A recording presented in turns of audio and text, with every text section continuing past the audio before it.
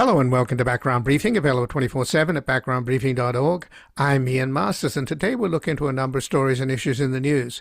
We'll begin with the President of the United States not just saying he's in charge of Venezuela, but setting up private accounts he controls in Qatar to control the revenues from oil that he allows to get to the market, since Trump has a naval blockade of Venezuela in what can be described as resource imperialism or imperial racketeering.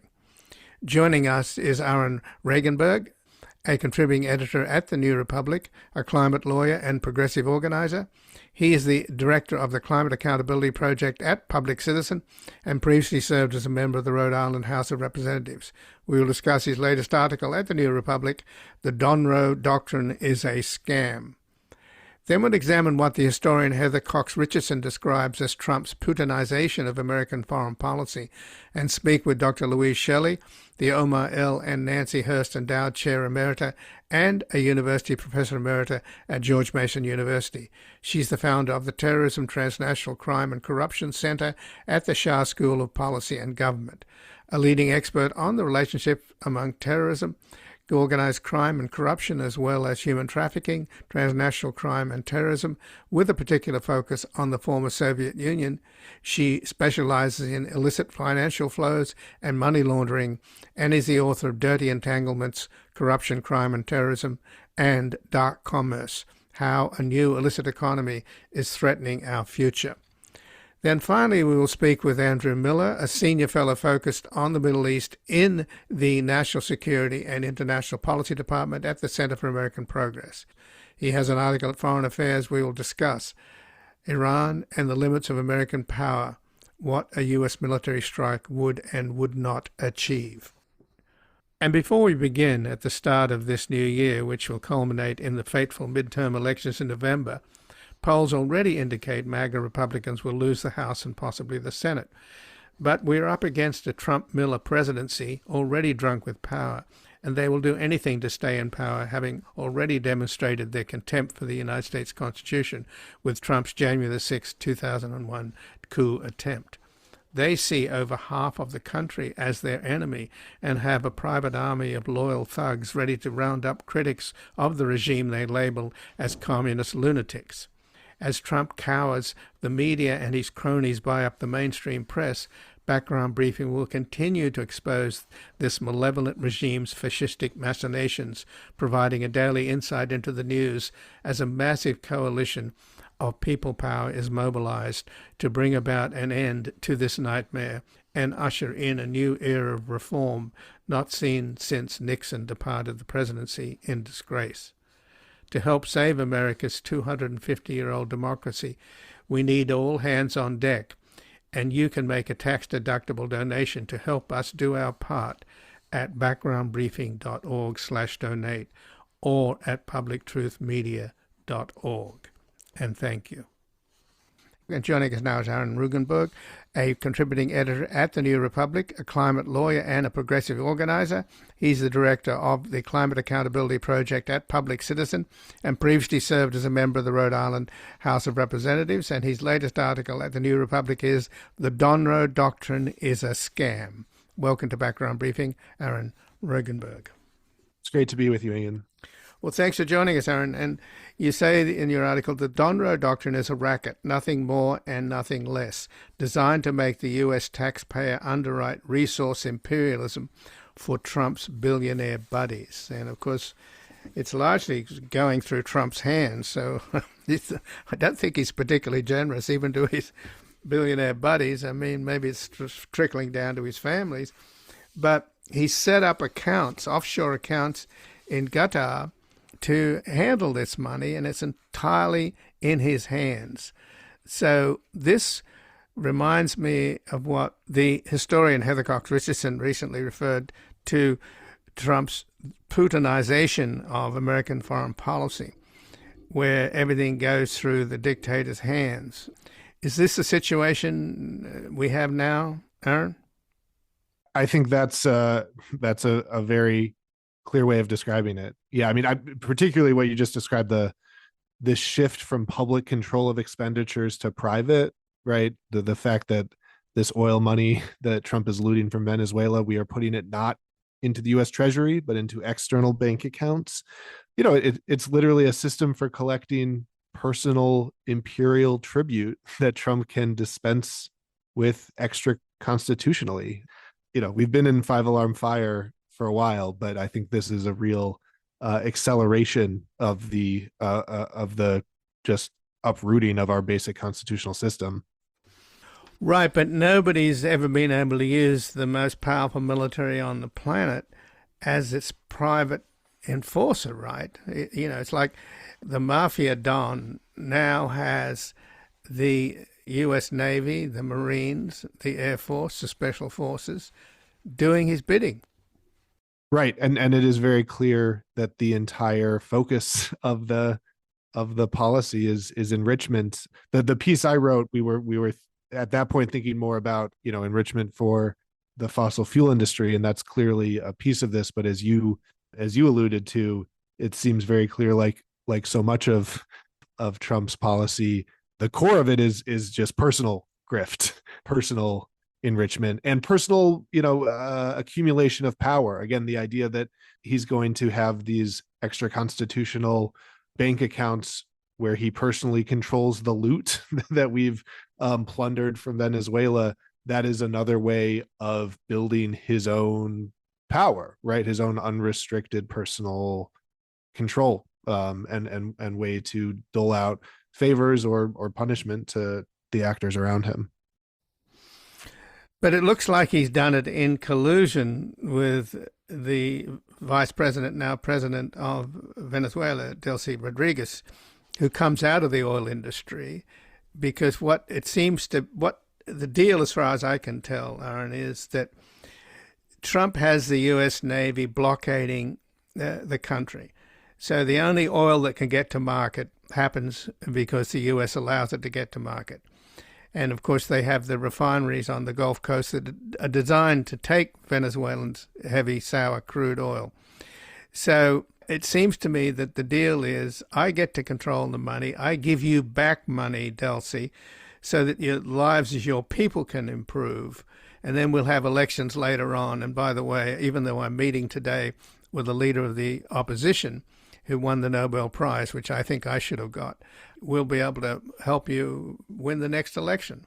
I mean, there's got to be something in it for Rodriguez as well, surely.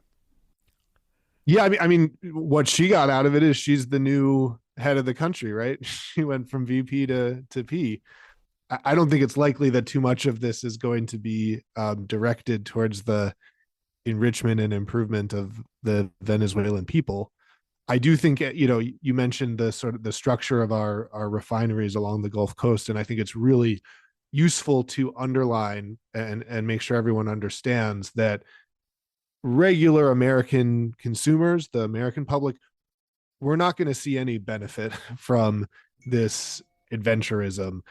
Not that if we were, that would excuse it, right? It's not okay to plunder the world to benefit the Imperial Center, but it's just worth saying we're not even doing that. The United States is the greatest exporter of oil in the world.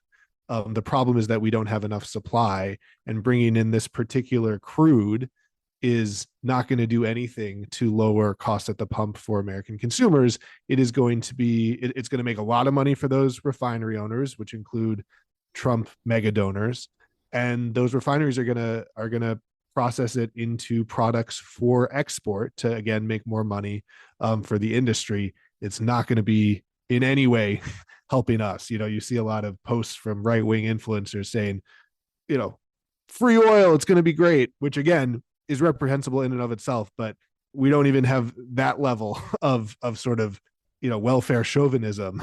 We have just straight up oligarchic, as you said, Putin-esque grift. Well, but I think it's fair to say, though, Aaron, that Trump represents capitalist grift. There's also socialist grift, which is, I'm pretty sure, which is what's been going on in Venezuela. There's religious grift, which is what's been going on in Iran through the supreme leader and his family, who have a private foundation with 60 billion stolen dollars in it. So I don't want to sound too cynical, but I think this is the way the world is, and this is the main change that's happened under Trump. We've never had an overt criminal running the United States. We've always been a country that stands for the rule of law. But he's obviously fascinated by oligarchs and plutocrats, and particularly world leaders like Putin, who has absolute power. Xi Jinping, by the way, there's another version. You call it communist theft as well, because the Communist Party elite in China are also lining their pockets. So this seems to be the world that we're in. And what I find tragic is that the United States has lost its moral standing. We certainly have that when you've got a domestic militia shooting unarmed civilians in the face and then cursing them as they bleed out. We certainly have lost our moral high ground in lots of ways. Right. And the people that are killing, that shot her 3 times in the face, we're paying for them. And that happened in the big, beautiful bill, which meant that people in this country lose their health care in order to give money to ICE to kill American citizens. That's one hell of a deal. Absolutely. I think another aspect of this Venezuela scheme, a way of understanding it, I think, is it's about prolonging the life of oil. That is the larger project that Trump has. He wants to stop the growth of renewables and push the supremacy of fossil fuels.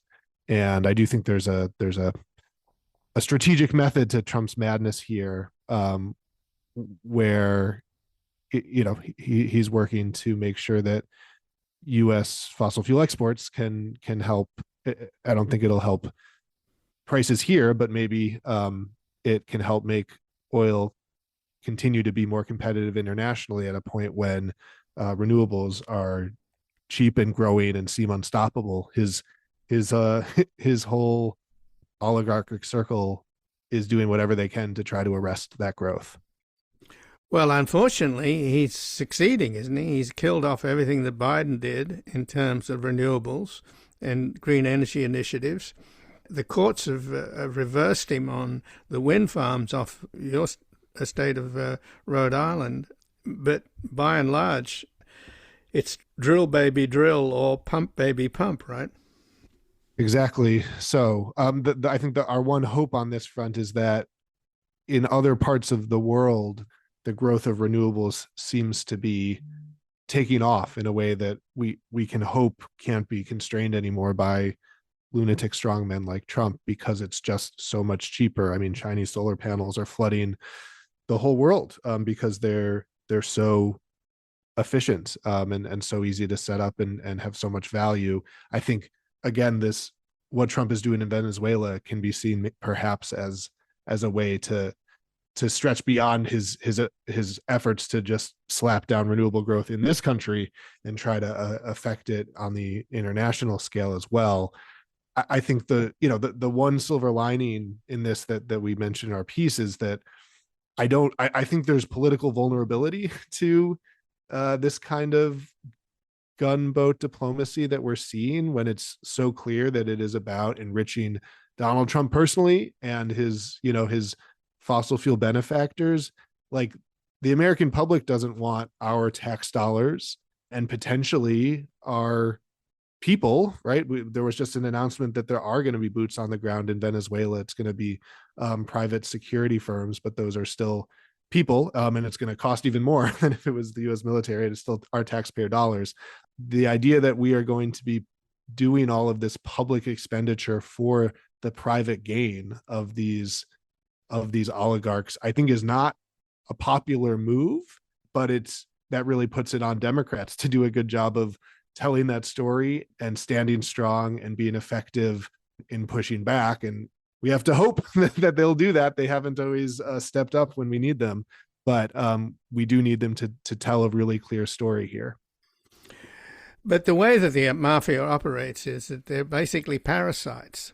And Trump's imperial racketeering is when you talk about gunboat diplomacy, it's all sort of 19th century. It's not 21st century. What he's doing to this country is him and his buddies are looting it. and he's poisoning the planet, going back to the old energy of oil and coal. Whereas you should just point out the Chinese are moving ahead with solar and capturing the world market, which is the future. So America's going to be left behind. I mean, I don't know how American leadership can come back, honest. Like, I think this is this is going to go down in the history books as the moment we have irredeemably given up any sort of leadership role on the national stage, and that is such a tragedy. And you see how America is acting right now, and it feels like nothing. So, our threats to annex Greenland, it feels like we're talking about the Sudetenland or the Anschluss. I I don't know how we come back from this. I guess Germany did eventually. So hopefully, we can get rid of this fascist leadership and start rebuilding again, and it'll take time. But obviously the first step is we need to tear out this cancer that Donald Trump is inflicting on all of us. Well, when I quoted Heather Cox Richardson, the historian's notion that Trump is pursuing a Putin-esque foreign policy, Greenland, if he goes through with what he apparently plans to do, there's no question in my mind that this is being done in coordination with Putin, if not under direct orders from Putin, because it makes no sense. You can't, the rare earths, you can't get them underneath, hundreds of feet of ice. It's just the nutty thing that, and there's no Chinese and Russians there. So everything that he says it's about is a complete lie. But maybe the real intention here is to destroy NATO, because the minute the U.S. Special Forces start shooting at Danish Special Forces, and it's worth noting that today a lot of NATO countries sent their troops in to Greenland preemptively to defend the place. So it's looking like a clash within NATO. It would be the end of NATO. It would be the end of Article 5. And it would be a huge victory for Putin and probably the end of Ukraine. It's not looking good out there, Ian. It's this is these last couple of weeks. It's really it is happening here, right? You go through the checklist of what has led to every fascist takeover of a state in the 20th century, and it's check across the board, from the international stuff that we've been talking about, withdrawing from international treaties, massive military expansion, these annexation threats, that the shift from public control of expenditures to private, to obviously everything that's happening domestically, the labeling of political opposition as domestic terrorists, which we've seen with Trump's NSPM 7 directive, the deployment of these, essentially a personal armed militia with personal loyalty to the fascist leader rather than civic loyalty to the state, as we're seeing with ICE, the dissolution of domestic political constraints as we've got Republican Congress essentially disappearing. It's really, really scary. And I think you missed out the Supreme Court giving him immunity. Right. I mean, they're just fully in his pocket. There's the opposite of a constraint there. I think the takeaway is just that we're living in one of those moments when everything is up for grabs. And I really think we are all called upon right now to take ourselves really seriously, right? Like the work that we do in this moment, it could be determinative of our path forward, because at a historical juncture like this, when the contingencies before us are so vast and everything's just so balanced on a knife's edge, that really could be the case. And so, like, there's no superheroes waiting to save us in the wings. We've seen these mass institutional failures in the Democratic Party. It is going to be up to everyday people to pick up the pieces and try to right the ship. And that's a lot of responsibility in this moment. And I think we all just have to try to shoulder it with as much courage as we can muster. Right. It means all hands on deck. And I thank you for joining us, Aaron Regunberg. Thanks for having me, Ian. And again, I've been speaking with Aaron Regunberg, who is a contributing editor At the New Republic, a climate lawyer and a progressive organizer, he is the director of the Climate Accountability Project at Public Citizen and previously served as a member of Rhode Island's House of Representatives. And his latest article at the New Republic is "The Donroe Doctrine is a Scam." We're going to take a brief station break and back examining what the historian Heather Cox Richardson describes as Trump's Putinization of American foreign policy.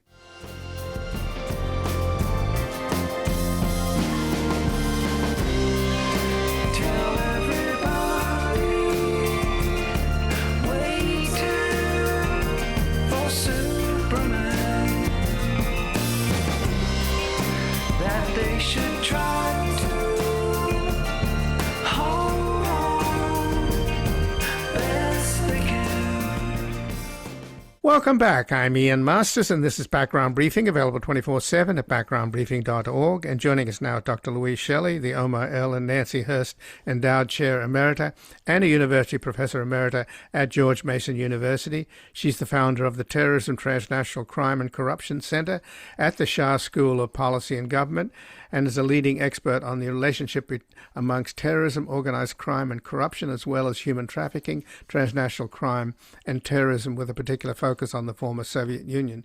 She also specializes in illicit financial flows and money laundering, and is the author of Dirty Entanglements, Corruption, Crime and Terrorism, and Dark Commerce, How a New Illicit Economy is Threatening Our Future.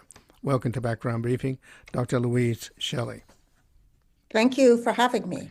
Well, thanks for joining us. And it's extraordinary to say this, but the President of the United States is using the power of the U.S. military to essentially conduct a blockade on Venezuelan oil. And then he's made a deal with the government, the same corrupt government whose leader he kidnapped, to basically whatever oil can go to market, the U.S. controls. And Trump has set up a bank account for these oil revenues in Qatar, of all places, which he personally controls. So if this is not mafia behavior, I don't know what it is. What's happening to the United States? I mean, I wouldn't call this mafia behavior because no mafia has ever had this much access to money. I mean, if you're thinking about traditional mafia, you may have scam centers that are current organized crime that are moving billions of dollars. But this is so far from the resources of what most crime groups have controlled that we're talking about a new level of illicit activity. So is this what recently the historian Heather Cox Richardson referred to as Trump's Putinization of American foreign policy? I think it's a very interesting analogy because under Putin and even before Putin, billions of Russian dollars were sent to offshore locales, particularly in the Middle East. And so what we're seeing is these resources that Trump has claimed belong to the US also being sent offshore to the Middle East. So if you want to call that a Putinization of US policy, there is certainly many points in tandem that we can be seeing of where large-scale money linked to natural resources, because the money that left Russia is linked to natural resources, but that's their resources. And these are not our resources, these are Venezuela's resources. So this sort of imperial racketeering, then, does it have any other examples apart from what Putin? I mean, is there anything in history that shows? No, you go back to piracy and think of countries raiding other countries' ships and taking the resources, and sometimes they were deposited in safer locales in transit. So there are always historical parallels to what we're seeing. But now this money moves quickly and is not linked to the movements are not linked to tangible goods as in the days of piracy. It's now done through wire transfers and sometimes even these days through cryptocurrency. Well, there's certainly been a lot of crypto exchanging hands in the Gulf, particularly with the UAE and the Trump family, and not to mention real money from MBS, the Crown Prince in Saudi Arabia, going to Trump's son-in-law, Jared Kushner. But let's focus on the Monroe Doctrine, as President Trump refers to his version of the Monroe Doctrine. I mean, it takes two to tango in corruption, I assume. And he's making a deal with the vice president of Venezuela, who comes out of the oil business in Venezuela and was the deputy to the guy that was kidnapped. So she must have made a deal with him as well, right? Trump now controls the flow of oil because of the naval blockade. But what he's promising to do now is, with this account that he controls through banks in Qatar and elsewhere, he will give money back to her for the benefit of the Venezuelan people, presumably so that she would get elected in a forthcoming election, if that's to happen. Is that how you see it? I think it's a little more complicated than you're putting it. So the US government was able to seize Maduro or kidnap Maduro, however you want to put it, because there were people in his administration who wanted him out. So it's not as if she's just come around trying to get reelected. The question comes of, can this government survive? Because there are so many factions and fractions within this coalition. But clearly, in some ways, she's cooperating, in some ways she's not cooperating. And I don't think we have, even though I've been reading and hearing and speaking with experts on Venezuela, I don't think we have enough knowledge of what may follow, and I don't think they know. But somehow these resources have been transferred. And the question is, will they come back? Will they be used by the population?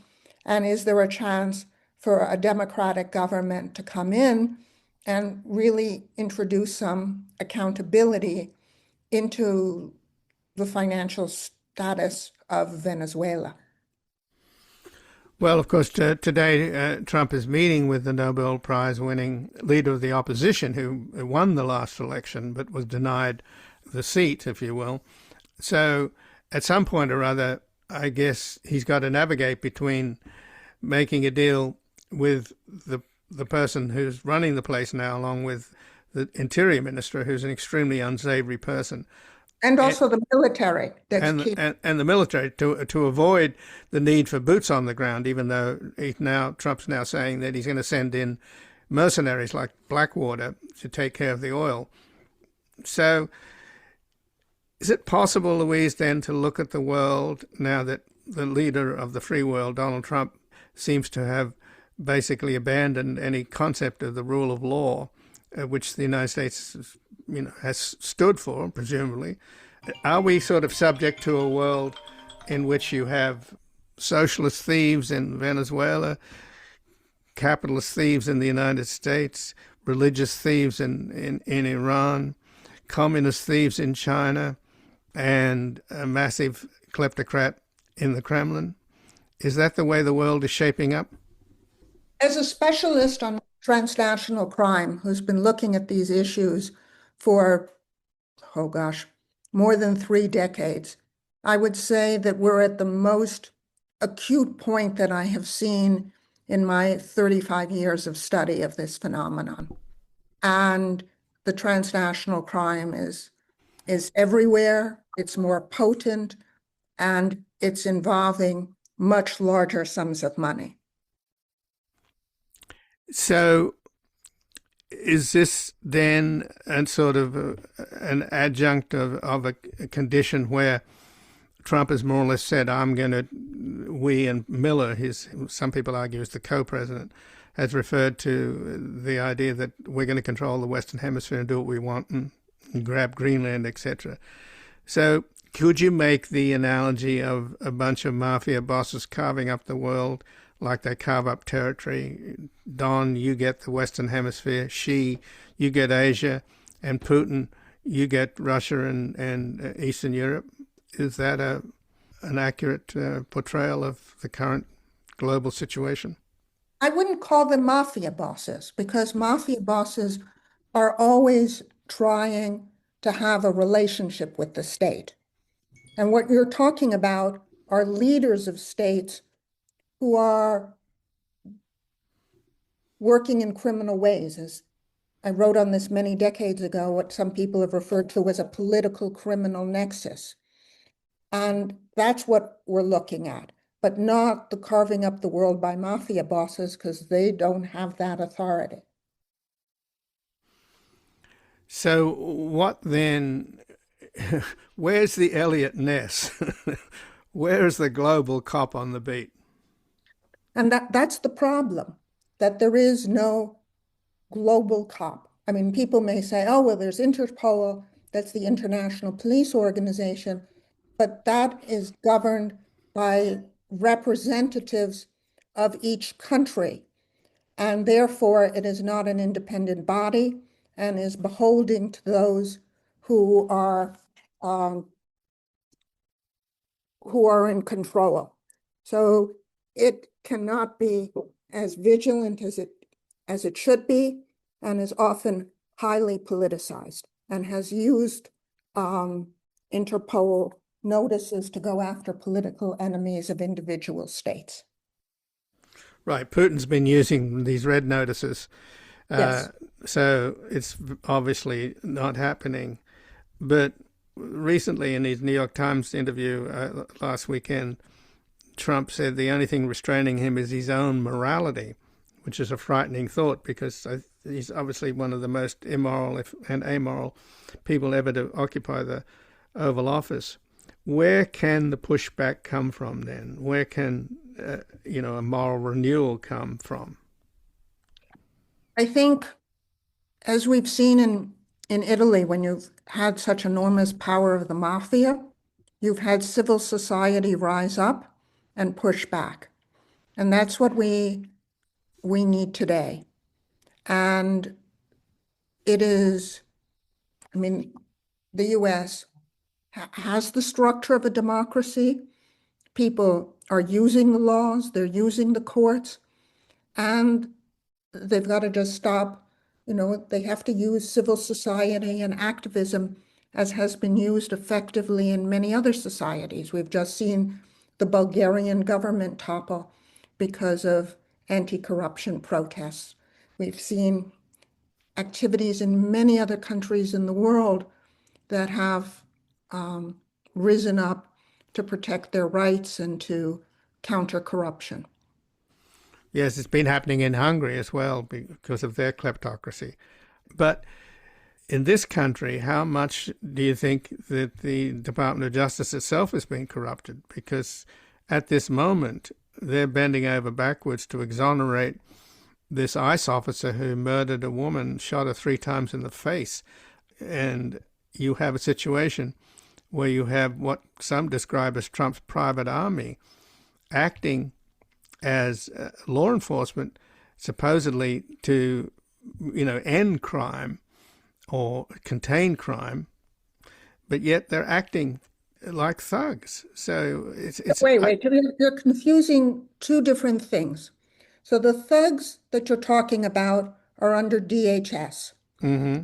And that's a very separate agency from the Department of Justice.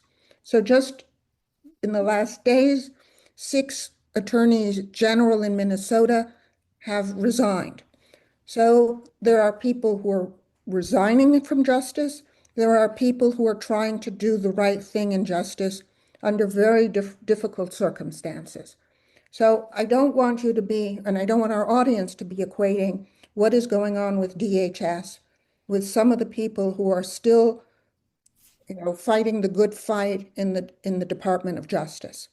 Some of them feel they can't go along and quit, but it's a very, very different situation of the boots on the ground and in DHS and the efforts of some people in DHS. We're not talking about the leadership that is following orders, but the people underneath that. And there is professionalism left among many people in the Department of Justice. Right. Well, I'm definitely stand corrected and should be. But what I find appalling, and what other people who watch television see the footage of what's going on in Minneapolis, it's just what we appear to be watching is in a law enforcement operation that's supposed to make the streets safer, that's actually terrorizing the local community. And I've never seen anything like that, where you have a government law enforcement agency essentially at war with the American people. Instead of protecting them, they're terrorizing them. I would say, to me, I watch these and these are shocking to me, but one needs to think about some of the violence that was used by law enforcement during the civil rights era on the Petit Bridge, in which there was just extreme violence against American citizens. So unfortunately, in my lifetime, we've had precedents for this. And what's different now is that Miss Good was a white Christian woman and not a member of a nationality, or not a member of a, who's in asylum status or refugee status or is an ethnic minority. But I thought these problems of abuse of justice by law enforcement officials were gone in my childhood. And it's just tragic to see it again. Well, I feel your pain, Dr. Louise Shelley. It's really upsetting. And to have people like our Speaker of the House, who claims to be a good Christian, basically defiling her name and saying she's to blame, it's just, it's really hard to process what's happening to the country. But I do hope we can get past this. And I thank you for joining us. Thank you. And again, I've been speaking with Dr. Louise Shelley, who's the Omar Ellen Nancy Hurst Endowed Chair Emerita and a University Professor Emerita at George Mason University. She's the founder of the Terrorism, Transnational Crime and Corruption Center at the Shah School of Policy and Government, and is a leading expert on the relationship amongst terrorism, organized crime and corruption, as well as human trafficking, transnational crime and terrorism, with a particular focus on the former Soviet Union. She also specializes in illicit flows, financial flows and money laundering, and is the author of Dirty Entanglements, Corruption, Crime and Terrorism, and Dark Commerce, How a New Illicit Economy is Threatening Our Future. We're going to take a brief station break. We're back discussing the limits of American power in terms of what the U.S. military strike could and would not achieve in Iran. And now, a word from the president. Damn, it feels good to be a gangster. Getting voted into the White House. Everything looking good to the people of the world, but the Murphy family is my boss. The voters of the world keep supporting me, and I promise to take you very far. Others better not upset me, or I'll send 1 million troops to die at war. To all you Republicans that helped me to win, I sincerely like to thank you. Welcome back. I'm Ian Masters, and this is Background Briefing, available 24/7 at backgroundbriefing.org. And joining us now is Andrew Miller, a senior fellow focused on the Middle East in the National Security and International Policy Department at the Center for American Progress. He most recently served as the Deputy Assistant Secretary of State for Israeli-Palestinian Affairs in the Bureau of Near Eastern Affairs in the United States Department of State from 2022 to 2024. He previously served as a senior policy advisor to U.S. Ambassador to the United Nations Linda Thomas-Greenfield, covering the Middle East and North Africa, and also serves as the director for Egypt and Israeli military issues on President Barack Obama's National Security Council, as well as the United States Department of State in a variety of intelligence and policy roles. He has an article at Foreign Affairs, Iran and the Limits of American Power, What a U.S. Military Strike Would and Would Not Achieve. Welcome to Background Briefing, Andrew Miller. Thanks for having me. Thanks for joining us. And it looks as if Donald Trump has paused in terms of pulling the trigger on a strike against the Iranian regime. And I don't know whether people are suggesting that he's found an off-ramp, which may well be something he wanted, since he's pretty cautious about the use of military power, but not necessarily in Venezuela, I would say, but Yes. certainly in with Iran. My understanding is, and you would certainly know more about this, that Israel weighed in and said they're not ready in terms of defensive measures because the Iranians would immediately lob missiles on Israel if the U.S. were to involve itself in any military action. And also the Saudis, I'm pretty sure, weighed in as well. Do you have any knowledge on that? Yes, I mean, my understanding is that both Israel as well as several close U.S. partners in the Arab world, Saudi Arabia, Qatar, which hosts the largest U.S. military base in the Middle East, 10,000 soldiers, Egypt, Oman, all registered with the president that they were concerned about Iranian retaliation should the United States become militarily involved in the crisis. And I think it's less surprising that the Arab states registered that opinion, somewhat more surprising that Prime Minister Netanyahu did so, given his zeal for toppling the Islamic Republic over the years. But obviously, they're all concerned that the Iranian regime views itself as being in a state of existential threat, and if they come under direct attack from the United States, they could respond in unpredictable ways. I think it's right to say that President Trump has found an off-ramp, or at least he's found one if he wants it. And there are two opportunities. One is purely logistical. We don't have the assets in theater to do a proper operation at the moment. This is unlike June of last year when the U.S. bombed the nuclear facilities. We had a major buildup of U.S. military assets well in advance, so we were in a position to conduct an attack on short notice. Because of Venezuela, because of Greenland, I can't believe I'm saying that, and many other issues, there's been a withdrawal of U.S. forces from the Middle East. So we're in the process of sending the USS Abraham Lincoln, one of our aircraft carriers, and its strike groups from the South China Sea to the Middle East, which takes about a week, and then some additional destroyers that are primarily used for ballistic missile defense from the Western Mediterranean to the Eastern Mediterranean. So we wouldn't want to start a offensive military action at this point in time because our defensive positions are not set.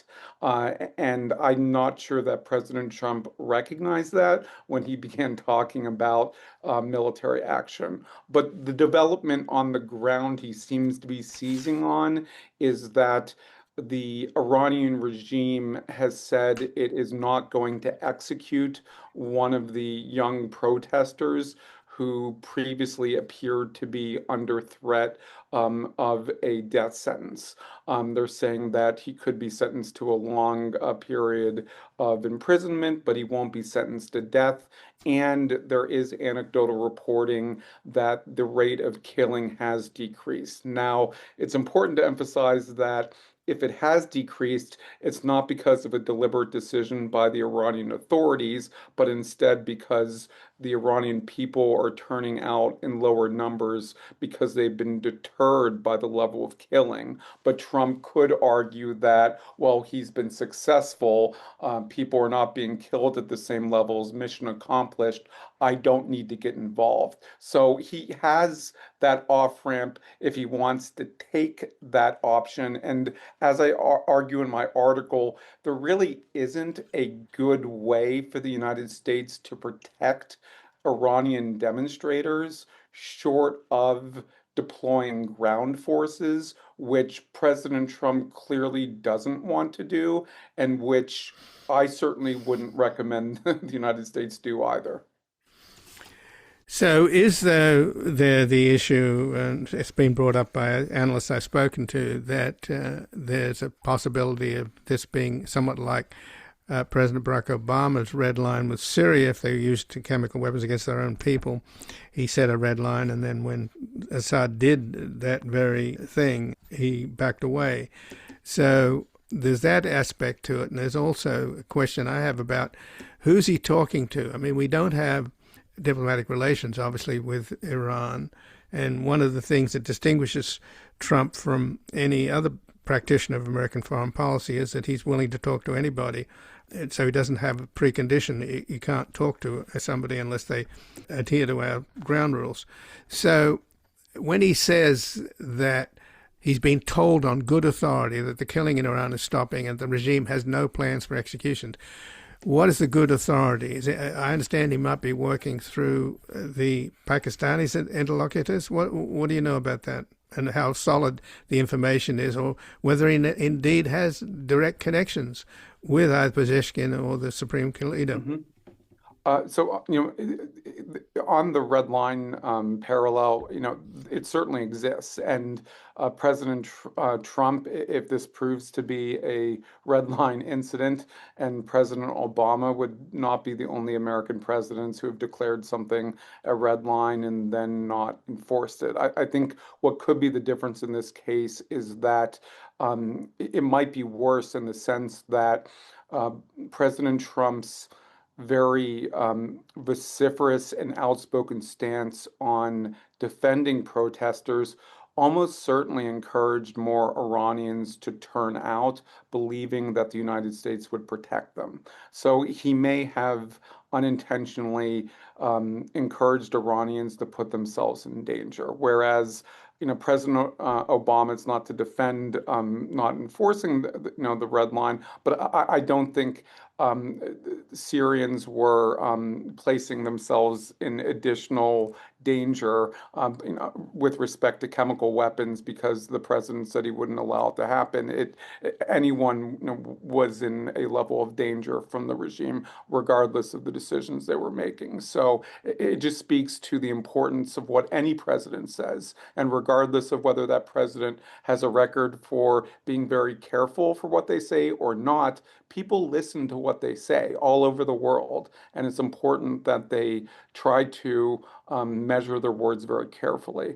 On the question of how potentially the president is communicating with the Iranians, there are a number of conduits to the Iranian leadership. You mentioned the Pakistanis. That is one route. Sometimes there's communication through various Gulf partners. The Omanis are often one of the messengers, and when we have met with the Iranians or held indirect talks, it's been in Oman. The Saudis have relations, the Emiratis, the Qataris, so there are any number of actors. When it comes to Iran itself, the Swiss are our custodians. They have assumed responsibility for American citizens in Iran, and they can play a role in passing messages as well. But almost every administration has spoken directly with Iranians in a clandestine manner. They found ways of meeting secretly with Iranian officials, whether in New York through the guise of the United Nations or happening to be in the same European capital at the same time. It wouldn't be unusual, and I wouldn't be surprised if someone in the Trump administration was in direct contact with the Iranians. And we do know that even before President Trump took office for his second term, he did send some of his aides to meet with Iranian officials in New York to have some preliminary discussions. So those contacts could be going on. At the very least, there is message passing, there is indirect contacts, but at a moment of crisis, there's the need to have direct communication often supersedes any concerns about the perception of dealing with an adversary. And I think there are many in the diplomatic community who look at President Trump's willingness to speak with any number of diplomatic actors internationally and actually, view it as a positive trait. That speaking with one's adversaries is not a concession. That's how you get business done. You don't make peace with your allies, and you're not going to avoid war by refusing to speak to those who are opposed to you. So I suspect there may be something more going on than we see in the newspapers. Right. And you don't go to war with your allies, but Trump may Hopefully well not. That may not be the case any longer. Exactly. He may break that mold with attacking the Danes in Greenland. But when you mention, as I did and you did, what happened in Syria, what happened there, from what I recall, Andrew, is that when the people rose up against Assad, the Syrian army started to shoot them, but there was a lot of defection from the army. They just couldn't slaughter their own people, so they brought in the IRGC, the Iranian Revolutionary Guard Corps, and the Kurds, and they were perfectly happy to shoot down the people in the streets, which they did, to the point where the people retreated and they went underground, and then you had an insurrection. The same kind of people are slaughtering their own people in Iran, right?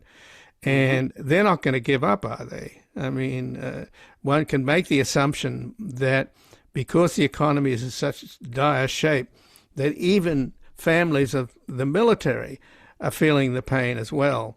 But I don't think you can ever persuade the fanatics, and particularly those who believe that the supreme leader talks to God and they're acting in the name of God.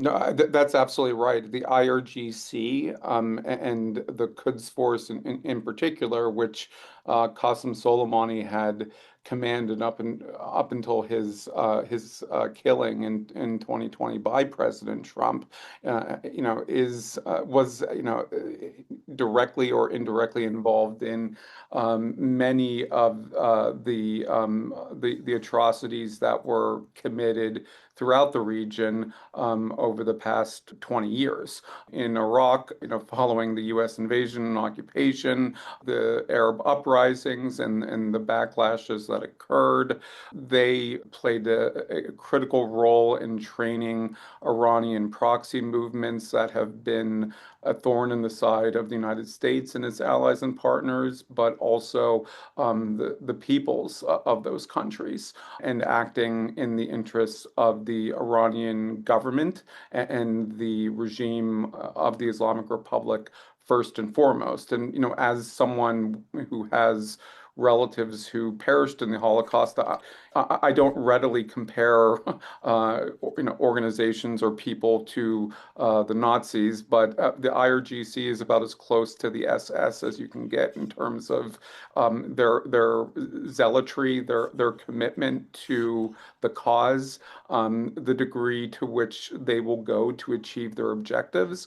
They're the last ones who are going to give in, and that is part of the danger here, where even if you were to see the Ayatollah toppled somehow, even if he were assassinated, if the IRGC still exists, it's probably going to remain cohesive, and it's going to remain a force to be reckoned with, certainly within Iran and potentially within the region. So that's why there are no simple solutions to a change in regime in Iran and to a democratic movement within Iran. It's not a function of whether the Iranian people as a whole or Iranian people in a majority want to pursue a democratic government. I think they clearly do. It's that there is this element within the society which has benefited from this regime regime immensely and that is fully committed to its perpetuation, that is going to fight until the very last moment. And nothing has changed that course as of yet. The weakening of their associated proxies in the region has been helpful in terms of eroding some of their regional influence, but I think some analysts maybe too quickly concluded that this must mean the IRGC has been weakened within Iran, and I don't think that's right. It's true that the Iranian air defenses, that the Iranian Air Force ballistic missiles did not achieve as much as some people had feared, but the IRGC as a repressive apparatus is every bit as strong as it was previously. And they are going to be the nemesis of anyone within Iran who is seeking a more free life. And they need to be treated as just such a nemesis. Well, Andrew Miller, I thank you very much for joining us here today. Thanks for having me. Appreciate it. And again, I've been speaking with Andrew Miller, who's a senior fellow focused on the Middle East in the National Security and International Policy Department at the Center for American Progress. He most recently served as the Deputy Assistant Secretary of State for Israel-Palestinian Affairs in the Bureau of Near Eastern Affairs in the United States Department of State from 2022 to 2024. And he previously served as the Senior Policy Advisor to the U.S. Ambassador to the United Nations, Linda Thomas-Greenfield, covering the Middle East and North Africa, and also served as the Director for Egypt and Israeli military issues on President Barack Obama's National Security Council, as well as at the United States Department of State in a variety of intelligence and policy roles. And he has an article at Foreign Affairs, Iran and the Limits of American Power, What a U.S. Military Strike Would and Would Not Achieve. And this has been Background Briefing. I'm Ian Masters, and I'd like to thank producers Graham Fitzgibbon, Asher Price, and Sasha Linden-Cohen.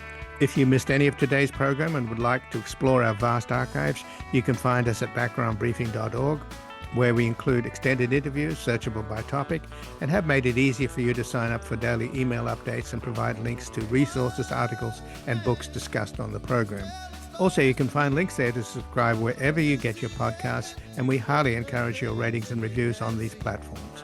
Find us on Twitter, Blue Sky, and Facebook at Ian Masters Media, and our new social media manager, Luke Susswood, is also posting highlights from the show on YouTube, TikTok, and Instagram at Ian Masters Media. So please do help us reach more listeners by sharing this program with friends, family, and colleagues. And to help sustain this program into the future and ensure it remains free to all, please take a moment to support us by going to backgroundbriefing.org/donate and/or at publictruthmedia.org, where your tax-deductible donations, large and small, keep us broadcasting. And I'll be back tomorrow with another Background Briefing at backgroundbriefing.org. Bye for now.